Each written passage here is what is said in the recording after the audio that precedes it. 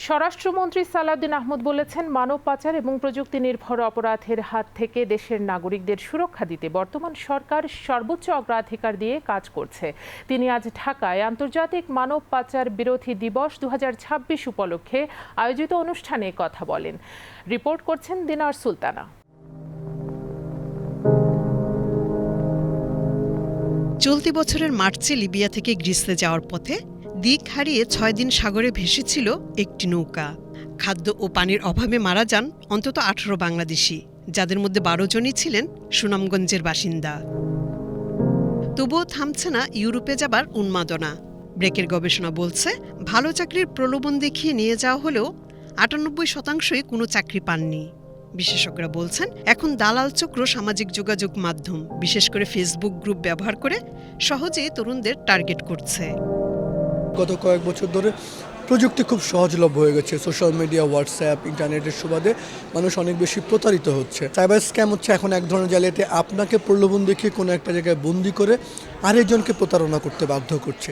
এই সংকট থেকে যদি বের হতে হয়, তাহলে আমাদের যে বিদেশ যাচ্ছে সেই মানুষটা সচেতন হতে হবে, যে বিদেশ পাঠাচ্ছে যে রিক্রুটিং এজেন্সি তাদেরকে দায়িত্বশীল ভূমিকা পালন করতে হবে, এবং পাশাপাশি আমাদের সরকারের যে রেগুলেটরি অথরিটি আছে তাদের দায়িত্বগুলো ভালোভাবে পালন করতে হবে।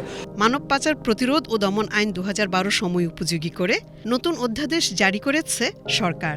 তবে অপরাধীদের ধরতে দক্ষতা বাড়ানোর কোনো বিকল্প নেই বলে মনে করেন বিশেষজ্ঞরা। ল এনফোর্সমেন্ট এজেন্সি এবং যারা এটা তদন্ত নিয়ে কাজ করছে তাদের এই ডিজিটাল ফরেনসিক, সাইবার সিকিউরিটি এইসব বিষয়ে তাদের দক্ষতা এবং সক্ষমতা বাড়ানো গেলে, এবং এটার জন্য অনেক টুল আছে, সেই জিনিসগুলোকে অ্যাডপ্ট করে নিয়ে যদি এটা নিয়ে কাজ করা যায়, তাহলে আমি মনে করি যে আমাদের যারা মূল হোতার পিছনে হয়তো বা দেশেই তারা নেই, অন্য জায়গা থেকে অপারেট করছে, তাদেরকে আসলে আইনের আওতায় আনা যাবে।